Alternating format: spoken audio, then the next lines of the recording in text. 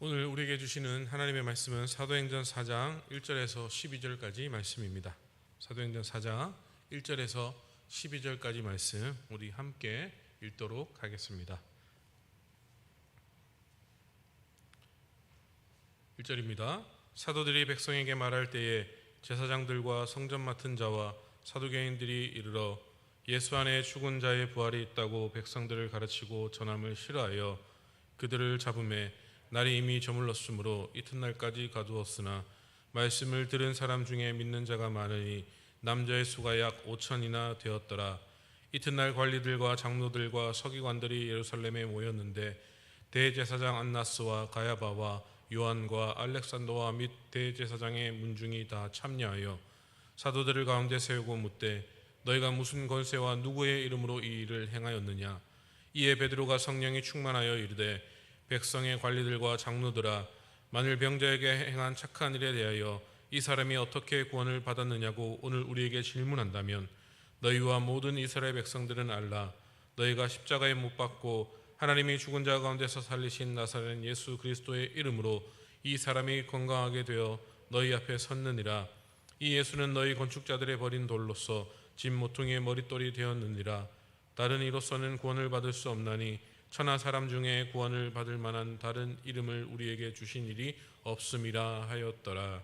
아멘.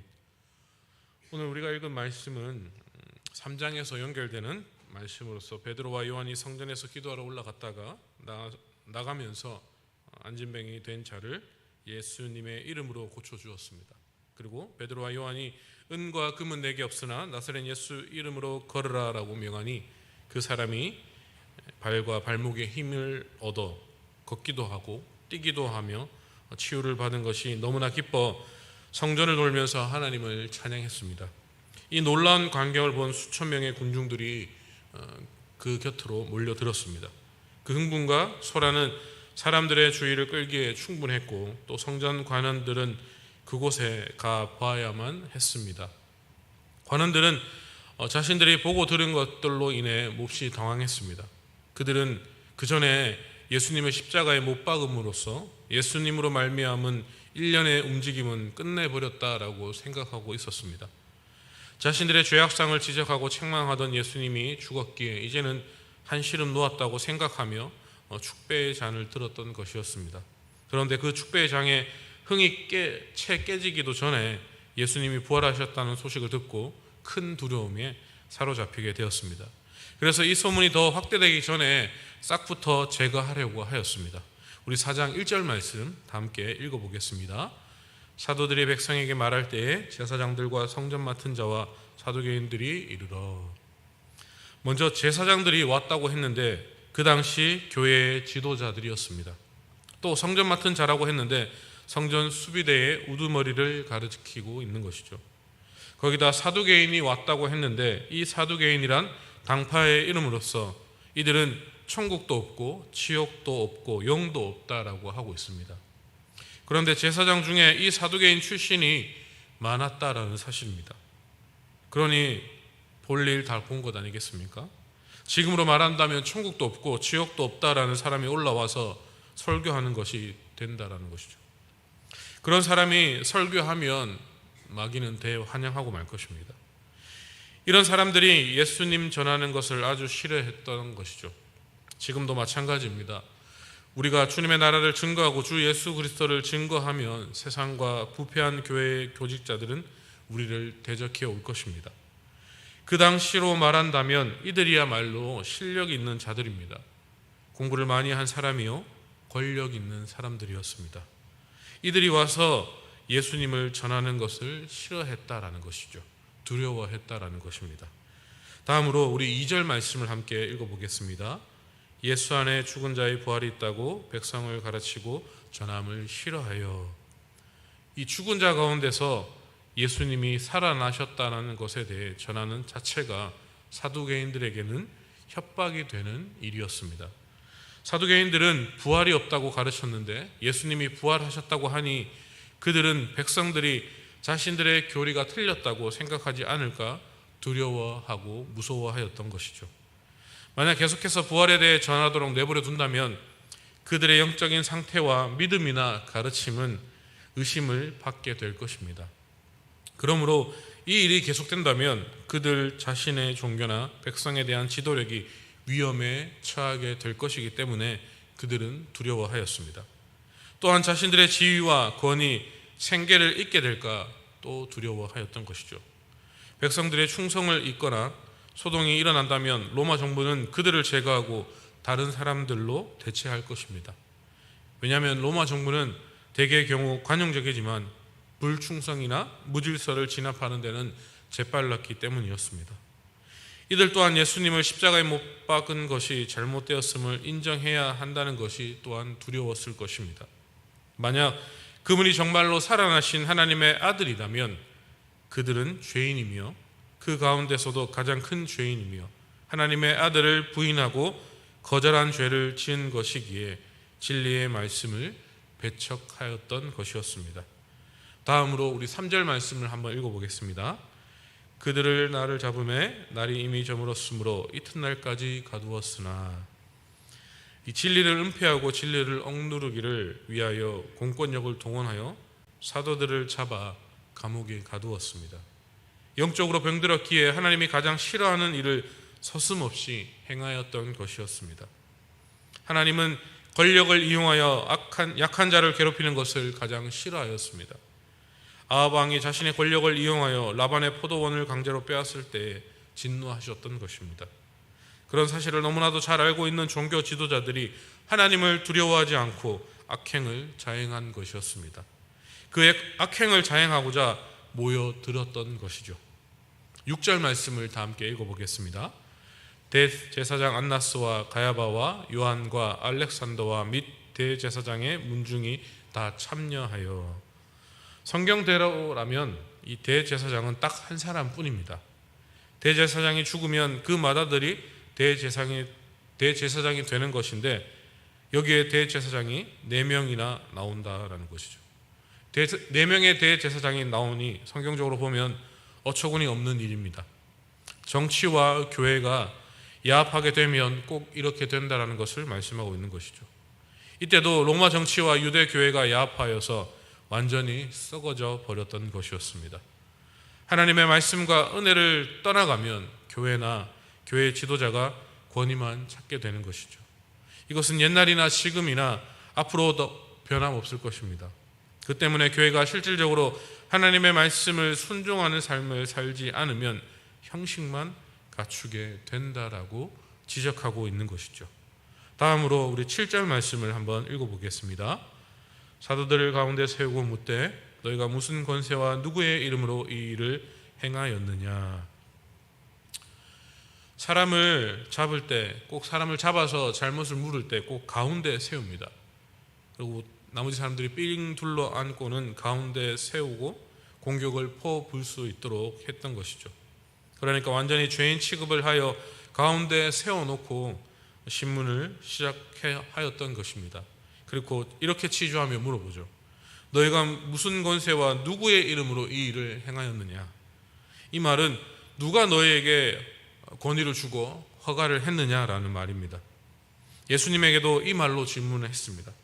예수님께서 예루살렘으로 들어가시니 어린아이들이 종려나무 가지를 흔들면서 호산나 호산나 찬송을 부르고 또 예수님께서 성전에 이르러서는 돈 바꾸는 장사들의 상을 엎으시고 장사하는 모든 사람들을 내어 쫓으셨습니다. 그러자 이들이 와서 예수님을 향하여서 네가 무슨 권세로 이렇게 하느냐라고 따지고 있는 것이죠. 대제사장이 팔도록 허가했으니 허가장을 받은 것인데 네가 무슨 권세로 이렇게 하느냐라고 예수님께 따지고 있는 것입니다. 그때 예수님께서는 그들을 향하여서 마가복음 11장 17절에 이렇게 이야기하고 있습니다. 이에 가르쳐 이르시되 기록된 바 내 집은 만민이 기도하는 집이라 칭함을 받으리라 하지 아니하였느냐. 너희는 강도의 소굴을 만들었도다 하시매라고 말씀하고 있죠. 무슨 말입니까? 하나님은 집은 기도하는 집이고 은혜 받는 곳인데 그들은 백성의 것들을 빼앗는 곳으로 만들었다라는 것이죠. 백성들이 성전에 올라와서 하나님의 복을 받는 곳인데 지도자들이란 자들이 오히려 백성들의 주머니를 털고 있으니까 백성들이 성전에 올라왔다가는 오히려 허탈한 마음으로 돌아갈 수밖에 없는 지경이 되었다라고 말씀하고 있습니다. 가장 아름다운 백합화가 썩으면 가장 더러운 냄새가 난다고 합니다. 그러므로 우리들은 항상 마음가짐, 몸가짐을 조심해야 한다라고 말씀하고 있는 것이죠. 이렇게 성도들은 조심해야 하는 것입니다. 항상 마음가짐과 몸가짐을 조심해야 한다라고 말씀하고 있습니다. 다음으로 우리 8절 말씀을 함께 읽어보겠습니다. 이에 베드로가 성령이 충만하여 이르되 백성들의 관리들과 장로들아. 성령 하나님께서 베드로와 요한을 홀로 두지 아니하시고 그들에게 찾아오시어 충만케 하셨습니다. 성령 하나님께서 베드로를 사로잡아 주시니 그들은 두려워하지 않고 담대하게 말할 수 있었다라는 것이죠. 성령 하나님이 가장 어려울 때에 베드로와 요한에게 찾아오신 것 같이 우리들도 가장 어려울 때에 성령 하나님이 찾아오실 것입니다. 이 사실을 믿으십니까? 그러니 우리는 두려워할 필요가 없다라는 것이죠.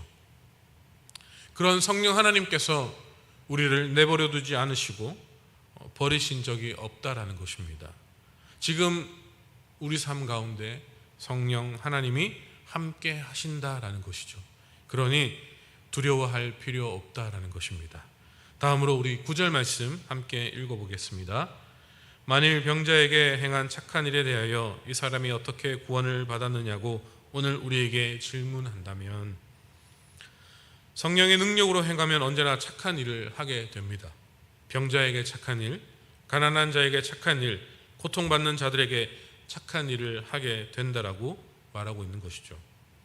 성령께서 우리와 함께 하셔서 말씀대로 순종하여 걸어가면 착한 일을 하게 되는 것입니다. 그것이 성령의 은혜입니다.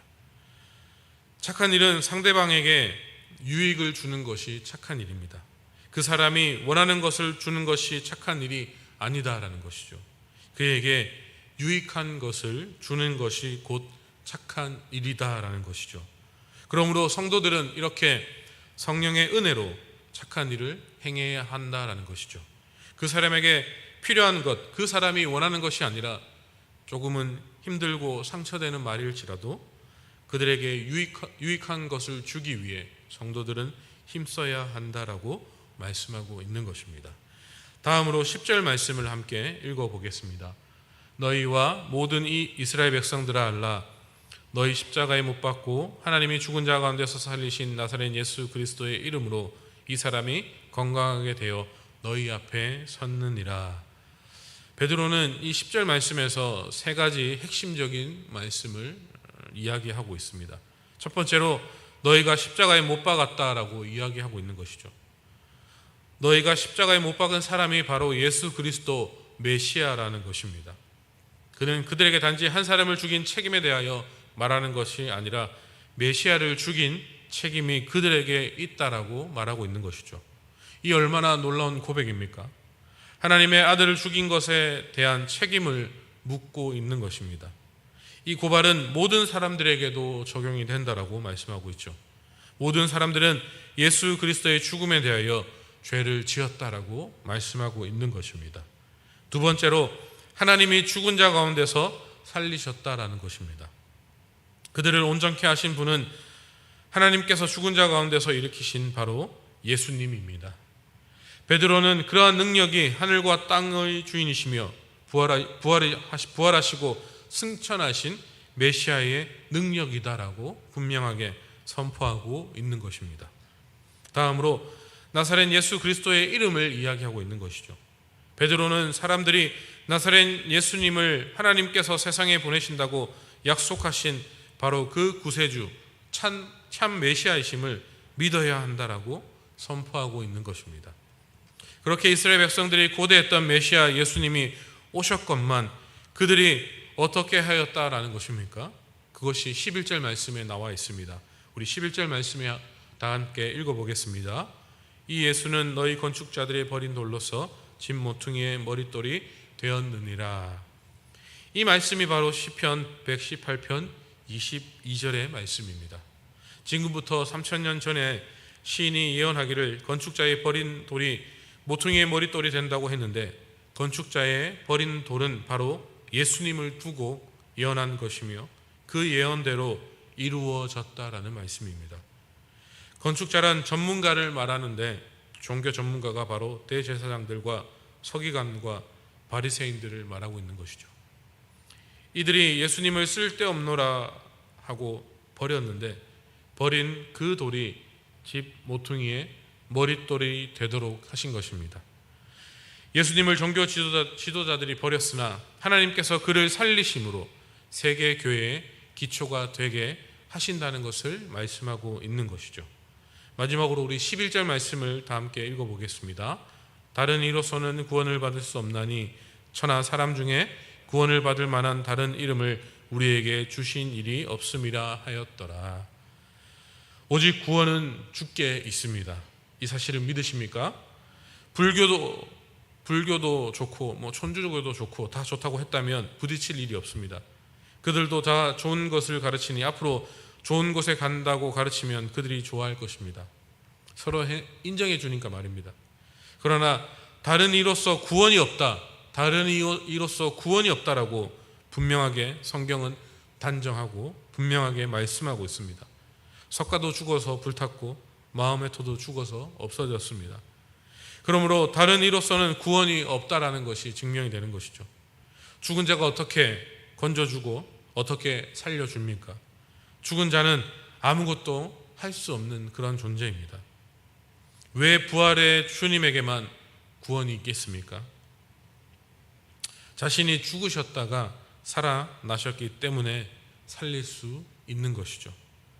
유대 나라 시체는 죽은 지 하루만 되어도 썩어져 버립니다. 예수님은 무덤에까지 묵혔으나 썩지 않았습니다. 그 이유는 니고데모가 몰약에 섞인 침량 100근을 예수님 몸에 넣었던 것이죠. 100근이라면 양이 엄청날 것입니다. 그 많은 몰약을 섞은 침량을 예수님의 몸 전체에 넣은 것입니다. 그래서 예수님의 몸이 썩지 않고 그대로 보존될 수 있었습니다. 하나님께서 말씀하신 그대로 이루게 되었던 것인 거죠. 나사로가 살았고 나인성 과부가 다시 살아났지만 살다가 다시 죽었습니다. 오직 주님만 죽으시고 부활하신 분이 오직 주님이십니다. 말씀을 정리하겠습니다. 능력이 나타날 때는 반대도 나타나는 것을 알고 있어야 합니다. 하나님이 능력이 나타날 때 반대하는 무리도 나타나고 거역하는 무리도 나타나게 되어 있습니다. 그런 무리를 겁낼 것이 하나도 없다라는 것이죠. 반대하는 무리가 나타나고 거역하는 무리가 나타날 때 성령의 능력이 더욱더 크게 나타나게 될 것이기 때문입니다. 그러니 우리는 두려워할 필요가 없다라는 것이죠. 근심할 필요가 없다라는 것입니다. 어둠 속에 있으나 견딜 수 있는 능력과 승리할 수 있는 힘을 주시니 감사하며 기도하기만 하면 된다라고 말씀하고 있는 것이죠. 우리에게 주어진 그 여건 속에서 최선을 다해서 봉사해 나가면 얼마든지 감당할 수 있게 되는 것입니다. 거역하는 자의 입술을 봉하는 은혜를 주시는 것이죠. 사실을 증거하고 성경을 증거하는 이 두 가지 일을 바르게 감당하면 하나님께서 증거가 나타나게 해 주실 것입니다. 이것이 성도들의 감당해야 할 일이다라는 것이죠.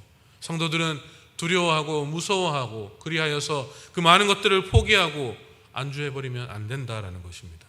두려워하지 않고 그 사실을 증거하고 성경을 증거하고 살아계신 그 예수 그리스도를 증거하고 나를 구원하여 살려주신 그 예수 그리스도를 증거하게 된다면 하나님께서 그 증거가 분명하게 나타나도록 우리에게 또한 그 하나님의 살아계심을 듣는 자들에게 은혜를 허락하여 주실 것입니다. 사랑하는 운하교회 성도 여러분, 여러분의 삶에 어려움이 올 때 좌절하거나 마귀에게 굴복하지 말고 더 열심히 하나님께 기도하고 하나님의 말씀을 붙잡고 전도하십시오. 그래서 마귀가 포기하는 신앙인이 되시길 바라겠습니다. 마귀가 두려워하는 존재가 되어야 참 성도일 것입니다. 그러한 성도들이 운하교회에 넘쳐나기를 간절히 소망합니다. 우리 모두 마귀가 포기하는 참 성도가 되어서 담대하게 복음을 증거합시다. 그리고 승리하는 삶을 살아갈 수 있는 운하교회 모든 성도님들이 다 되시기를 바라겠습니다. 아멘. 제가 한번 기도하겠습니다.